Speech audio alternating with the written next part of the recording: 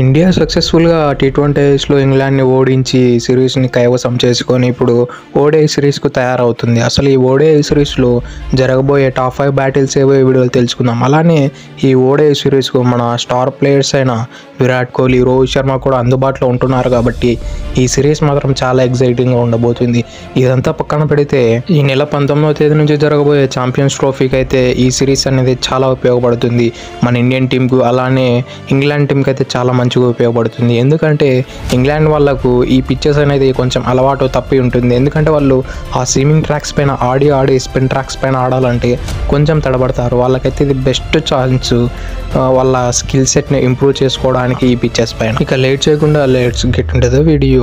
Battle number 1 Virat Kohli versus Adil Rashid. వీళ్ళిద్దరి మధ్యన battle అయితే చాలా స్ట్రాంగ్గా జరగబోతుంది. ఎందుకంటే మన ఇండియన్ పిచ్చెస్ స్పిన్ కొంచెం ఎక్కువ ఫేవరబుల్. అలానే విరాట్ కోహ్లీ చూసుకున్నట్లయితే గత కొన్ని మ్యాచ్లుగా స్పిన్నర్లకు చాలా తడబడుతున్నాడు. అలానే ఆదిల్ రషీద్కు ఇంగ్లాండ్కి వెళ్ళి ఇంగ్లాండ్లో కూడా చాలా తడబడి ఒక సిరీస్లో 3-4 సార్లు అవుట్ అయిన దాఖలాలు కూడా ఉన్నాయి. కాబట్టి ఆదిల్ రషీద్కు విరాట్ కోహ్లీ పైన అప్పర్ హ్యాండ్ ఉంది. ఇక ఇద్దరు రీసెంట్ ఫామ్ చూసుకున్నా కూడా విరాట్ కోహ్లీ అయితే రీసెంట్గా అయితే పెద్ద ఫామ్లో లేడు. కానీ విరాట్ కోహ్లీ ఓడిఐస్లో మాత్రం బీస్ట్. అది మనం ఓడిఐ వరల్డ్ కప్లో చూసాం. అలానే అతని స్టాట్స్ చూసి మనం చెప్పచ్చు అతడికి దాదాపు ఓడిఐలో 50 సెంచరీలు కొట్టాడు. 50 సెంచరీలు కొట్టిన ప్లేయరు వరల్డ్లోనే ఎవరు లేరు ఓడిఐ ఫార్మాట్లో. కాబట్టి అతడు ఓడిఐ ఫార్మాట్లో అతన్ని తక్కువ అంచనా వేయనీకి అసలే లేదు. ఇక ఆదిల్ రషీద్ విషయానికి వస్తే అతడు రీసెంట్ ఫామ్ అయితే టాప్ నాచ్లో ఉంది.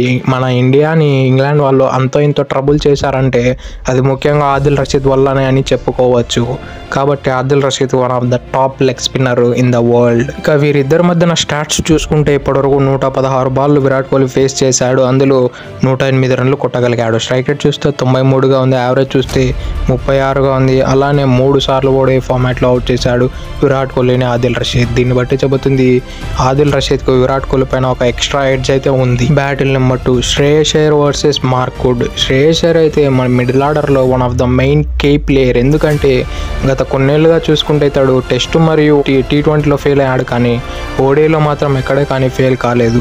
అంత మంచిగా బ్యాటింగ్ చేస్తున్నాడు కాబట్టి ఓడిఐలో మన ఇండియా తరపున నెంబర్ 4 పొజిషన్లో ఎవరే కానీ పోటీ లేకుండా ఏకగ్రీవంగా ఎన్నుకున్న ప్లేయర్ కాబట్టి దానిపైన అయితే చాలా పన్నాగాలే పన్నచ్చు ఆపోజిట్ టీం ఇంగ్లాండ్. అలానే బ్రెండన్ మెక్లమ్ అయితే చాలా యాక్యురసీ కోచ్. అతడు మనం టీ20లో చూసుకున్నా కూడా సంజు శాంసన్ టీ20స్లో one of the best puller. అతడికి షార్ట్ బాల్ పెట్టి అతన్ని ట్రాప్ చేసి పడేశాడంటే మన శ్రేయస్ అయ్యర్ అయితే షార్ట్ బాల్కు చాలా వరకు తడబడతాడు. కాబట్టి ఇతనికైతే డెఫినెట్లీ ఆ ట్రాప్ పెడతాడు. ఈవెన్ పాస్ట్లో కూడా టెస్ట్ సిరీస్లలో ఆ ట్రాప్ పెట్టి ఇతన్ని అవుట్ కూడా చేశారు ఇంగ్లాండ్ గడ్డ పైన. మెయిన్లీ శ్రేయస్ అయ్యర్ అయితే ఆ బౌన్సర్ని ఆక్వుడ్లో ఆడతాడు మరియు ఆ పేస్ని కూడా జడ్జ్ చేయలేడు. మార్క్వుడ్ ఏకంగా క్లోజ్ టు 150 కన్సిస్టెంట్గా హిట్ చేస్తుంటాడు. కాబట్టి one of the deadliest bowler అని చెప్పుకోవచ్చు. ఇక వీరిద్దరి మధ్యన స్టాట్స్ చూసుకున్నట్లయితే ఇప్పటివరకు శ్రేయస్ అయ్యర్ 6 బాల్ ఫేస్ చేశాడు. 6 బాల్లో 5 రన్లు కొట్టగలిగాడు. స్ట్రైక్ రేట్ చూస్తే 93, యావరేజ్ చూస్తే 5. అలానే ఒకసారి అవుట్ కూడా చేశాడు Mark Wood. Battle number 3 Joe Root versus Ravindra Jadeja. ఇదైతే one of the exciting battle. ఎందుకంటే జో రూట్ మన ఇండియా టీం అంటేనే అతడు చాలా ఎగ్జైట్ అయిపోతాడు. రన్స్ అనేవి వరదలుగా పారిస్తూనే ఉంటాడు ఇంగ్లాండ్ టీంకి. అలానే మన రవీంద్ర జడేజా అయితే అతడు చాలా టైట్ లైన్ లెంత్లు వేస్తాడు. మిడిల్ ఓవర్స్లో రన్సే ఇవ్వడు.